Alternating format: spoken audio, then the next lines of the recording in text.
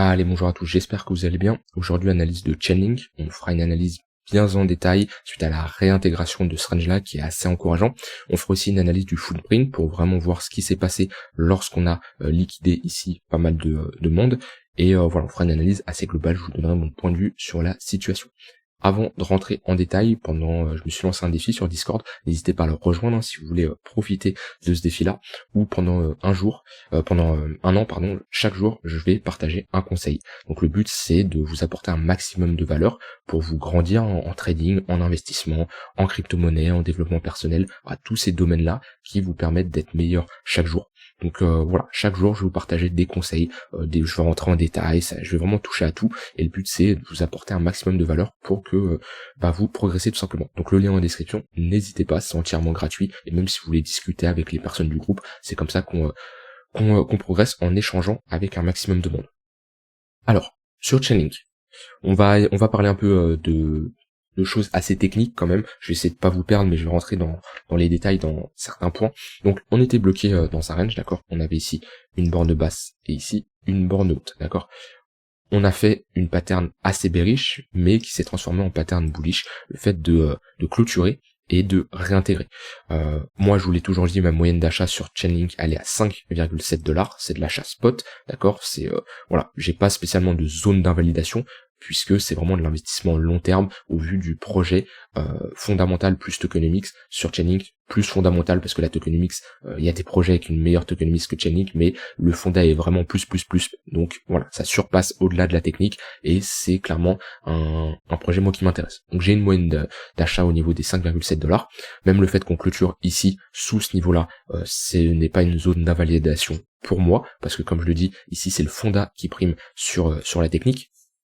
Donc bref, voilà, je reviens à ce que je voulais en dire. On était dans notre range, on a eu une cassure à la baisse. Vraiment, on n'a pas ici pris la liquidité. Enfin, on a pris la liquidité, mais on a aussi clôturé. Quand je dis on n'a pas pris la liquidité, c'est on n'a pas juste fait une mèche et réintégré. Comme par exemple ici ou comme ici. Ça, là, on prend la liquidité. Ça, c'est quelque chose de bearish. Le fait de venir prendre la liquidité et clôturer ici en dessous, on ravale en prenant la liquidité. Ça, c'est une pattern qui est extrêmement bearish. Donc voilà, ici, on a carrément une clôture. Donc, on a sorti les longues. Donc sur les contrats futurs, déjà tous ceux qui étaient avec du levier, ils se sont fait sortir, ils sont déclenché leur stop loss, voilà, on a sorti du monde. Ensuite, il y a ceux qui avaient des positions spot, qui se sont dit, ok, Chainlink, ça fait un an qu'on est dans un range, j'accumule pendant un an, et là on casse à la baisse, c'est bon, c'est trop pour moi, je sors de position. Donc voilà, on a ces gens qui sont sortis en position, plus tous les vendeurs ici qui sont rentrés, qui ont FOMO, hein, la cassure, d'accord, qui sont placés en position de vente, ok, et qui ont actuellement la tête sous l'eau, et c'est pour ça qu'on a eu ce genre de réaction à la hausse, parce que je vous rappelle, quand vous êtes acheteur, donc quand vous êtes long, vous êtes un futur vendeur pour clôturer votre position. Donc tous ceux qui ont acheté, c'est pour ça qu'on a eu ici une cascade de liquidation, c'est tous ces acheteurs, et si on vient chercher leur stop loss, ou qui clôturent leur position manuellement, ou qui sont liquidés, on a une forte pression baissière, parce que quand vous êtes acheteur, pour clôturer les positions, vous êtes vendeur. Et de même, quand vous êtes vendeur, ici, tous ceux qui sont vendeurs, ils ont potentiellement clôturé leur position, et c'est pour ça qu'on a eu un gros mouvement à la hausse ici. Donc voilà, ça c'est clairement le genre de pattern bullish, où dans ce genre de déviation, qu'on vient prendre la liquidité au sud ou au nord, en général on vient faire la même chose de l'autre côté. J'ai par exemple un exemple ETH-BTC qui me parle bien. Voilà, on est venu prendre ici la liquidité, ok, on a réintégré, qu'est-ce qu'on est venu faire? Et on a fait la même chose dans l'autre sens. Alors après, c'est pas spécialement pour casser avant une continuation, on peut rester dans notre range, mais voilà, typique d'un range, ok, on se place toujours sur les extrémités, jamais au milieu, parce qu'on crée énormément de liquidité, et voilà, ici c'est plus des entrées professionnelles sur des zones de support, et sur des zones de résistance, que sur le milieu de range. Maintenant, si je rentre un peu plus technique, donc là on a notre footprint qui nous permet de voir à l'intérieur d'une bougie. Donc cette bougie là, c'est la bougie en daily ici, qui nous a fait chuter le prix, d'accord, on a une forte pression baissière, plus de la liquidité qui a été capturée, et on a cassé des bons niveaux. Donc voilà, cette bougie daily, on peut la voir ici sur le footprint, qui nous permet de voir plus en détail qu'est-ce qui s'est passé à l'intérieur de cette bougie là.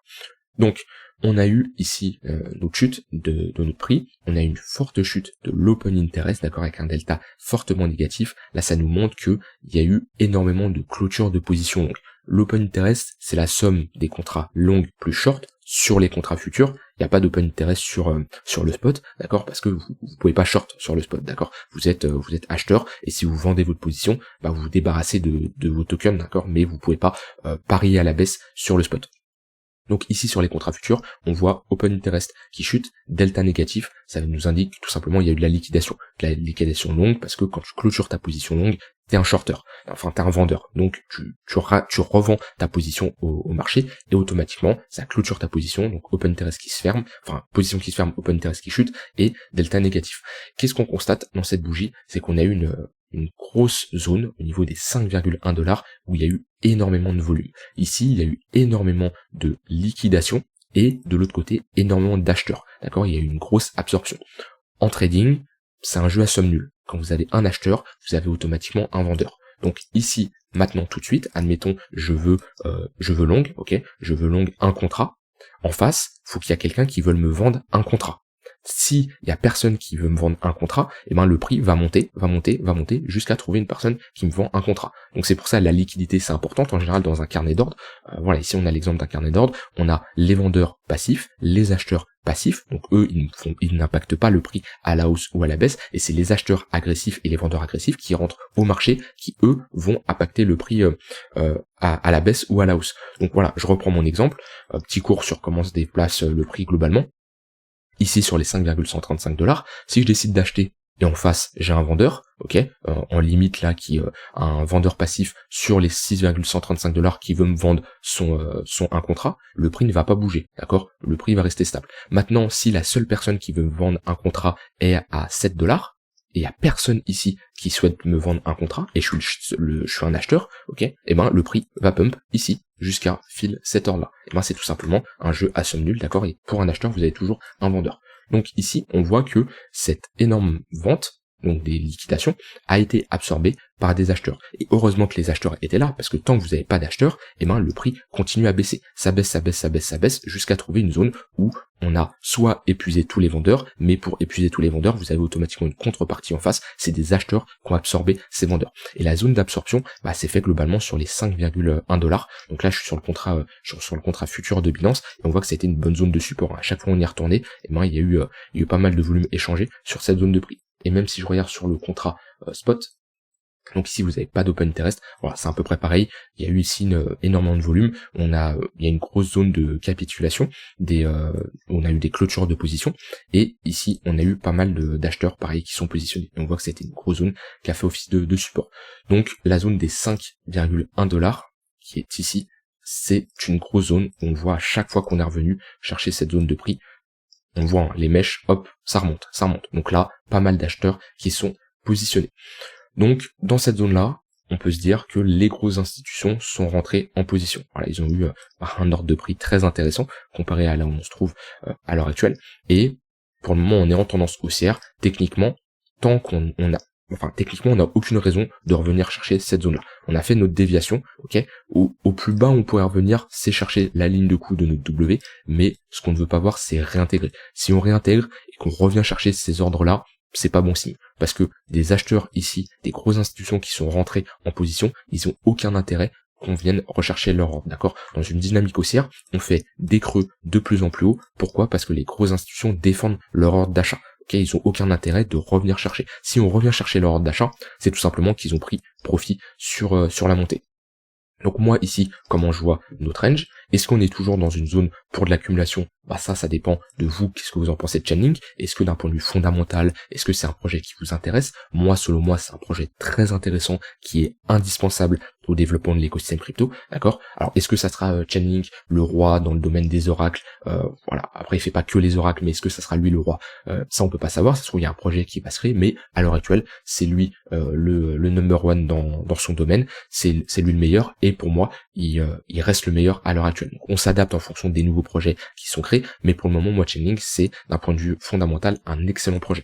Donc, on est toujours dans une bonne zone pour accumuler. Moi, quand je vois ce genre de chart, à partir du moment où on avait cassé, ok, je vous avoue que j'étais en négatif sur mes investissements. Maintenant, c'est de l'investissement long terme, c'est pas une perte de 15% qui va me dire ok, je clôture ma position. J'ai ma stratégie, je sais où je veux prendre mes profits, je sais globalement ma manière de fonctionner, je vais pas panic sell ici, d'accord, ça serait totalement stupide. Maintenant, quand moi j'ai une clôture de bougie comme ça, je me dis ok, c'est pas non plus une raison d'acheter, d'accord, c'est difficile, même si quand je regarde le footprint, que je vois à l'intérieur de la bougie, on a énormément d'acheteurs sur cette zone de prix, ça peut être ici ce que je vous montrais, ça peut être une raison pour rentrer sur un trade plutôt court terme, d'accord, qui va durer peut-être quelques heures, quelques jours éventuellement, mais je vais pas faire de l'investissement en me basant uniquement sur le footprint. Ça c'est surtout un outil que j'utilise pour faire du trading, mais pas spécialement de l'investissement. Mais voilà, le fait qu'on réintègre, comme je dis, c'est bullish. Maintenant, on doit maintenir ce niveau. Ce niveau, on l'a cassé, on l'a réintégré, on doit absolument rester au-dessus de ce niveau, et comme je l'ai dit, à minima, on peut éventuellement revenir chercher cette ligne de coup, mais on n'a rien à faire en dessous. Et si vraiment on revient chercher les niveaux en dessous, ça serait vraiment pas bon pour la suite. On bloque actuellement dans notre tunnel daily, sur du court terme, c'est assez encourageant. On a le 1h qui recrosse le 4h, actuellement on voit qu'on est dans un range, les moyennes mobiles commencent à être plates, on était bien dans une tendance de creux et sommet de plus en plus haut, et là on connaît une petite période de range sur du 1h, 4h, rien d'alarmant pour le moment, même si, si je l'avais pas vu, mais on a une petite perte de momentum ici en daily, on fait un M sur le MACD, et même en 4 heures ici, on voit qu'on était en train de diverger. Une divergence, ça nous dit pas que c'est la fin d'une tendance haussière, d'accord, mais une divergence, ça nous indique, ok, on a eu une forte reprise haussière, ici, on a eu une seconde vague haussière qui est ici, qui a été plus faible que la première, on a un essoufflement, les acheteurs s'essoufflent, les vendeurs récupèrent le contrôle du momentum, mais c'est pas un signal pour dire que c'est la fin de cette tendance haussière. On peut rentrer dans un range, d'accord, avoir une accumulation pour avoir une poursuite haussière. En tous les cas, moi ici, est-ce que je chercherai à short? Non, on est dans une tendance haussière en daily. Après, ça dépend toujours des unités de temps. Voilà, si je regarde en 15 minutes, 15 minutes, on est également dans un range, voire qu'on est en train de le break à la hausse. Mais ce que je veux dire, c'est là, ce que je veux en daily, on est dans une tendance haussière. Même si on s'approche d'une résistance, on n'a aucune confirmation, comme quoi on a un rejet des vendeurs. Si on vient à l'intérieur de notre tunnel daily ici, on voit qu'on prend la liquidité, qu'on fait une pattern, comme je vous ai montré, ce genre de pattern qui est extrêmement bearish. Le fait de, venir prendre la liquidité.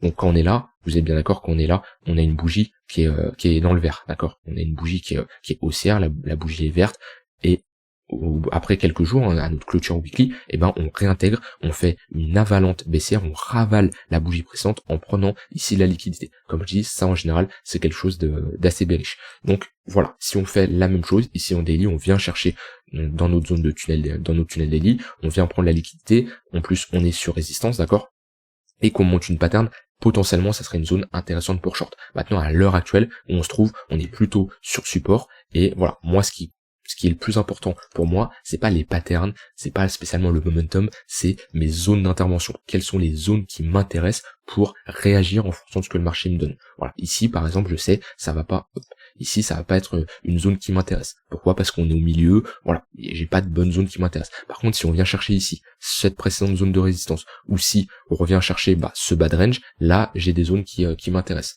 Alors, je peux mettre d'autres confluences, Voilà, ici, j'ai une bonne confluence tunnel daily avec point pivot weekly. Si on y va, on prend la liquidité de ces sommets. Ici, on prend la liquidité, on montre un essoufflement et une pattern bearish, et moi je pourrais rentrer en position. Mais voilà, moi le plus important c'est de localiser mes zones d'intervention. Ici, il y avait une très bonne zone. Confluence tunnel 1 heure, tunnel 4 heures, avec point pivot weekly. Ça, c'était une très bonne zone de localisation. Maintenant, il y a des endroits, moi je chercherais à rien faire.